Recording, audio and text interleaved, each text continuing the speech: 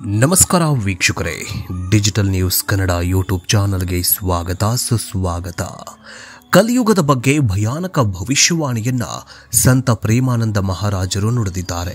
ಪ್ರೇಮಾನಂದ ಮಹಾರಾಜ್ ಅವರು ಭಾರತದ ಒಬ್ಬ ಪ್ರಸಿದ್ಧ ಆಧ್ಯಾತ್ಮಿಕ ಗುರುಗಳು ಮತ್ತು ಭಕ್ತಿಯ ಮಾರ್ಗದಲ್ಲಿ ಜನರಿಗೆ ಮಾರ್ಗದರ್ಶನ ಮಾಡುವವರು.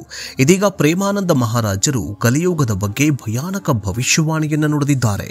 ಮುಂದಿನ ದಿನಗಳಲ್ಲಿ ಅಂದ್ರೆ ಮುಂಬರೋ ವರ್ಷಗಳಲ್ಲಿ ಸತ್ಯಕ್ಕೆ ಬೆಲೆಯೇ ಇರುವುದಿಲ್ಲ. ಯಾರು ಮೋಸ ಮಾಡ್ತಾರೆ ಅವರಿಗೆ ಸಮಾಜದಲ್ಲಿ ಅತ್ಯುನ್ನತ ಗೌರವ ಸಿಗತ್ತೆ. ಯಾರು ಅನ್ಯಾಯ ಮಾಡ್ತಾರೆ ಅವರೇ ದೊಡ್ಡ ದೊಡ್ಡ ಅಧಿಕಾರಿಗಳಾಗ್ತಾರೆ, ದೊಡ್ಡ ದೊಡ್ಡ ಹುದ್ದೆಗಳನ್ನ ಅಲಂಕರಿಸ್ತಾರೆ. ಮುಂಬರೋ ದಿನಗಳು ಭಯಾನಕ ದಿನಗಳಾಗಲಿವೆ ಅನ್ನೋದರ ಮೂಲಕ ಪ್ರೇಮಾನಂದ ಮಹಾರಾಜರು ಮೊದಲ ಬಾರಿಗೆ ಕಲಿಯುಗದ ಬಗ್ಗೆ ಭಯಾನಕ ಭವಿಷ್ಯವಾಣಿಯನ್ನು ನುಡಿದಿದ್ದಾರೆ. ಹಾಗಾದ್ರೆ ಪ್ರೇಮಾನಂದ ಮಹಾರಾಜರು ನುಡಿದ ಕಲಿಯುಗದ ಭಯಾನಕ ಭವಿಷ್ಯವಾಣಿ ಏನು ಅನ್ನೋದನ್ನೇ ಹೇಳ್ತೀವಿ. ಆದ್ರೆ ಅದಕ್ಕಿಂತ ಮುಂಚೆ ಈ ಮಹಾರಾಜರು ಅಥವಾ ಈ ತತ್ವಜ್ಞಾನಿಗಳು, ಕಾಲಜ್ಞಾನಿಗಳು ನುಡಿಯುವಂತಹ ಭವಿಷ್ಯವಾಣಿಗಳು ಈ ಕಾಲದಲ್ಲಿ ನಿಜವಾಗ್ತಾ ಇದ್ದಾವ? ಯಾಕಂತಂದ್ರೆ ಮೋಸಗಾರರಿಗೆ ಈಗ ಕಾಲ ಇದೆ, ಸತ್ಯವನ್ನ ಹೇಳೋರಿಗೆ ಅಥವಾ ಸತ್ಯದಿಂದ ನಡೆಯೋರಿಗೆ ಕಾಲವೇ ಇಲ್ಲ. ಯಾರು ಅನ್ಯಾಯ ಮಾಡ್ತಾರೋ ಅವರೇ ದೊಡ್ಡ ಸ್ಥಾನದಲ್ಲಿದ್ದಾರೆ, ಯಾರು ಮೋಸ ಮಾಡ್ತಾರೋ ಅವರೇ ದೊಡ್ಡ ದೊಡ್ಡ ಶ್ರೀಮಂತರಿದ್ದಾರೆ. ಸತ್ಯ ಮಾಯವಾಗ್ತಾ ಇದೆ. ನಿಮ್ಗೇನನ್ಸತ್ತೆ? ಕಮೆಂಟ್ ಮೂಲಕ ತಿಳಿಸಿ. ಬನ್ನಿ ವಿಡಿಯೋವನ್ನ ಶುರು ಮಾಡೋಣ. ಪ್ರೇಮಾನಂದ ಮಹಾರಾಜರು ಭಾರತದ ಒಬ್ಬ ಪ್ರಸಿದ್ಧ ಆಧ್ಯಾತ್ಮಿಕ ಗುರುಗಳು ಮತ್ತು ಭಕ್ತಿ ಮಾರ್ಗದಲ್ಲಿ ಜನರಿಗೆ ಮಾರ್ಗದರ್ಶನವನ್ನ ಮಾಡುತ್ತಾರೆ. ಪ್ರೇಮಾನಂದ ಮಹಾರಾಜರು ಶ್ರೀಕೃಷ್ಣನ ಭಕ್ತರು, ಜೊತೆಗೆ ಎಲ್ಲೋ ಒಂದ್ ಕಡೆ ಅವರ ಭಕ್ತರು ಶ್ರೀಕೃಷ್ಣನ ಮತ್ತೊಂದು ಅವತಾರ ಅಂತಲೂ ಕೂಡ ಹೇಳ್ತಾರೆ. ಬಳಲಿ ಬಂದ ಭಕ್ತರಿಗೆ ಮಾರ್ಗದರ್ಶನವನ್ನ ನೀಡುತ್ತಾ ಹಿಂದೂ ಸನಾತನ ಧರ್ಮದ ಬಗ್ಗೆ ಮತ್ತು ಆಧ್ಯಾತ್ಮಿಕತೆಯ ಬಗ್ಗೆ ಮಾಹಿತಿಯನ್ನ ಮತ್ತು ಕಲಿಸಿಕೊಡುವಂತಹ ಗುರುಗಳಿವರು. ಪ್ರೇಮಾನಂದ ಮಹಾರಾಜ ಅವರು ಭಾರತದ ಒಬ್ಬ ಪ್ರಸಿದ್ಧ ಆಧ್ಯಾತ್ಮಿಕ ಗುರುಗಳು ಮತ್ತು ಭಕ್ತಿಯ ಮಾರ್ಗದಲ್ಲಿ ಜನರಿಗೆ ಮಾರ್ಗದರ್ಶನ ಮಾಡುವರು.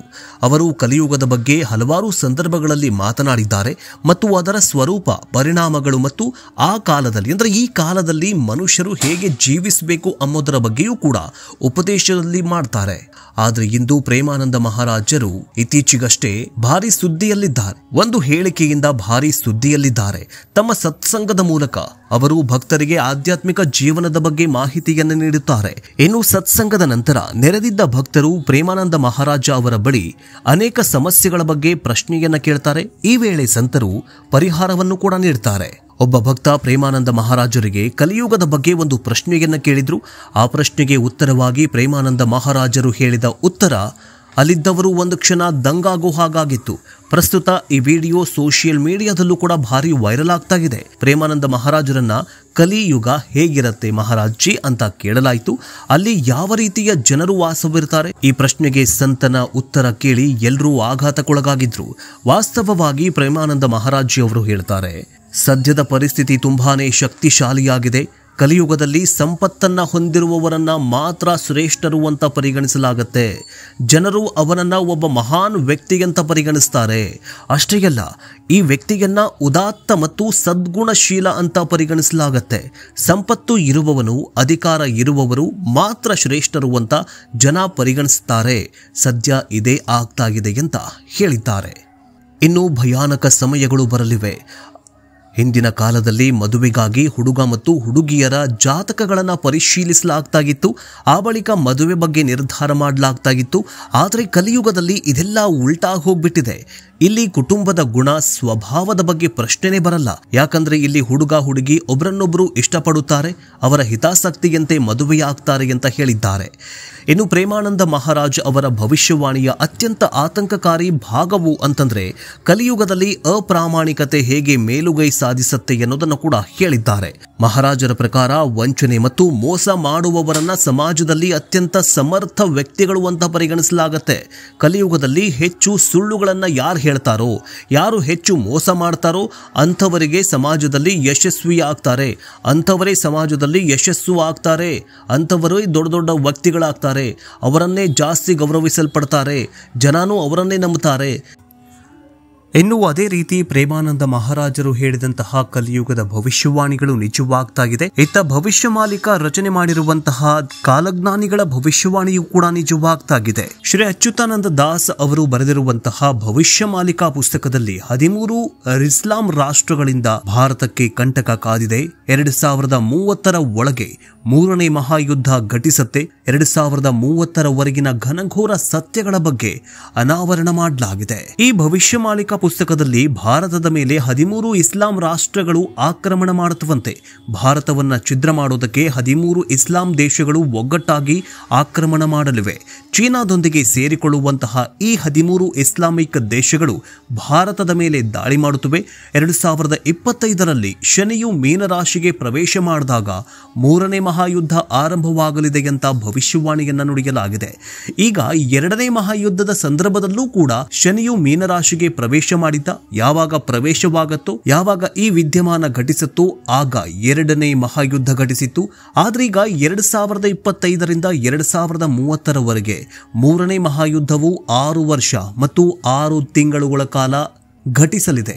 ಆಕಾಶದಲ್ಲಿ 2 ಸೂರ್ಯರು ಇದ್ದಂತೆ ಭಾಸವಾಗತ್ತೆ. ಈ ಭವಿಷ್ಯವಾಣಿ ನಿಜವಾಗಿದೆ. ಯಾಕಂತಂದ್ರೆ ಚೀನಾ ನಿರ್ಮಿತ ಅಂದ್ರೆ ಮಾನವ ನಿರ್ಮಿತ ಸೂರ್ಯನನ್ನ ಈಗಾಗಲೇ ತಯಾರು ಮಾಡಿದೆ. ಈ ಒಂದು ಭವಿಷ್ಯವಾಣಿ ನಿಜವಾಗಿದೆ. ಇನ್ನು ಮೂರನೇ ಮಹಾಯುದ್ಧದ ಭವಿಷ್ಯವಾಣಿ ಏನಂತ ನೋಡ್ತಾ ಹೋಗೋದಾದ್ರೆ, ಈಗಾಗಲೇ ಕಳೆದ 2-3 ವರ್ಷಗಳಿಂದ ಇರಾನ್ ಮತ್ತು ಇಸ್ರೇಲ್ ಮತ್ತು ಇರಾನ್ ಹಾಗೆಯೇ ರಷ್ಯಾ ಉಕ್ರೇನ್ ಮಹಾಯುದ್ಧಗಳು ನಡೀತಾನೆ ಇದ್ದಾವೆ. ಮೊನ್ನೆ ಅಷ್ಟೇ ಭಾರತ ಪಾಕಿಸ್ತಾನದ ನಡುವೆಯೂ ಕೂಡ ಯುದ್ಧದ ಕಾರ್ಮೋಡ ಕವಿದಿತ್ತು.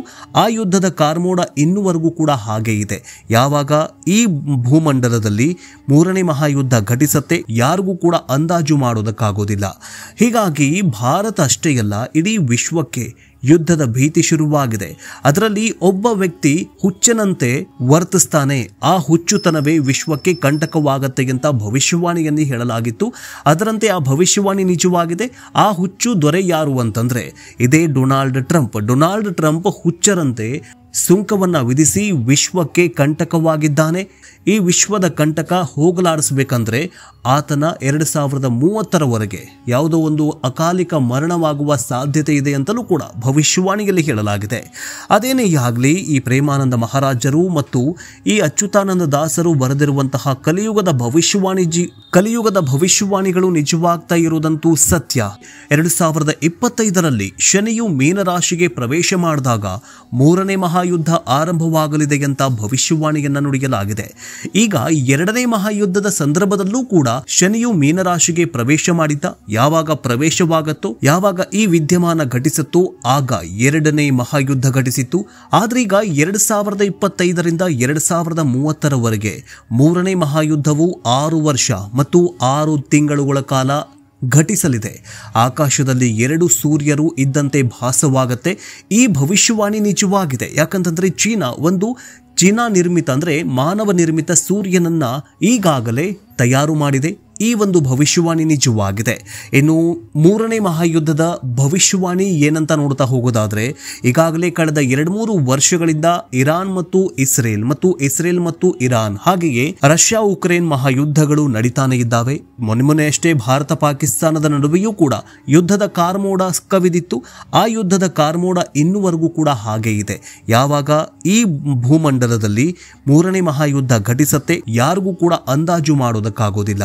ಹೀಗಾಗಿ ಭಾರತ ಅಷ್ಟೇ ಅಲ್ಲ, ಇಡೀ ವಿಶ್ವಕ್ಕೆ ಯುದ್ಧದ ಭೀತಿ ಶುರುವಾಗಿದೆ. ಅದರಲ್ಲಿ ಒಬ್ಬ ವ್ಯಕ್ತಿ ಹುಚ್ಚನಂತೆ ವರ್ತಿಸ್ತಾನೆ. ಆ ಹುಚ್ಚುತನವೇ ವಿಶ್ವಕ್ಕೆ ಕಂಟಕವಾಗತ್ತೆ ಅಂತ ಭವಿಷ್ಯವಾಣಿಯಲ್ಲಿ ಹೇಳಲಾಗಿತ್ತು. ಅದರಂತೆ ಆ ಭವಿಷ್ಯವಾಣಿ ನಿಜವಾಗಿದೆ. ಆ ಹುಚ್ಚು ದೊರೆ ಯಾರು ಅಂತಂದ್ರೆ ಇದೇ ಡೊನಾಲ್ಡ್ ಟ್ರಂಪ್ ಹುಚ್ಚರಂತೆ ಸುಂಕವನ್ನ ವಿಧಿಸಿ ವಿಶ್ವಕ್ಕೆ ಕಂಟಕವಾಗಿದ್ದಾನೆ.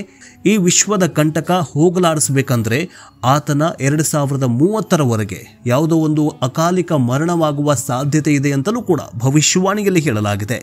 ಅದೇನೇ ಆಗಲಿ, ಈ ಪ್ರೇಮಾನಂದ ಮಹಾರಾಜರು ಮತ್ತು ಈ ಅಚ್ಯುತಾನಂದ ದಾಸರು ಬರೆದಿರುವಂತಹ ಕಲಿಯುಗದ ಭವಿಷ್ಯವಾಣಿಗಳು ನಿಜವಾಗ್ತಾ ಇರುವುದಂತೂ ಸತ್ಯ. ನಿಮಗೇನನ್ಸುತ್ತೆ ಕಮೆಂಟ್ ಮೂಲಕ ತಿಳಿಸಿ.